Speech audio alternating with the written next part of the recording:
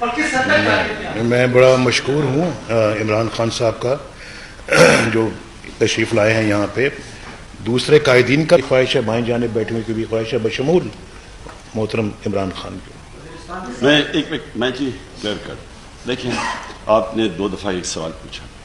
پہلے تو قوم کئی دفعہ ایک ملک کی زندگی میں ایک ایسا موقع آتا ہے جو یہ واقعہ ہوا کہ یہ لازم ہو جاتا ہے کہ سب اکٹھے ہوں، اور جو بھی ہمارے اختلافات ہیں، اور میں وہ واضح کر دوں وہ کوئی انا کے اختلافات نہیں ہیں، بیسکلی ایک ڈیموکریسی کو آگے لے جانے کی بات ہے کہ ایک ساری جماعتیں اسمبلی میں بیٹھ کے کہہ رہی ہیں کہ دھاندلی ہوئی، کوئی کسی علاقے میں کہہ رہا ہے کوئی کہیں، لیکن کوئی یہ تفتیش نہیں کر رہا کہ دھاندلی ہوئی تو کیا ہم نے اس کے اوپر تفتیش کرنی ہے، جرم ہوا مجرموں کو پکڑنا ہے اور اس کے بعد اصلاحات کرنی ہے اور پھر پروسیس آگے بڑھے. اور یا نہیں ہوئی یا نہیں ہوئی تو ایک ڈیمانڈ تو وہ میری کوئی انا کی نہیں بات، وہ تو ساری پولیٹیکل اسپیکٹرم میں لوگ ایک ہی بات کر رہے ہیں کہ دھاندلی ہوئی.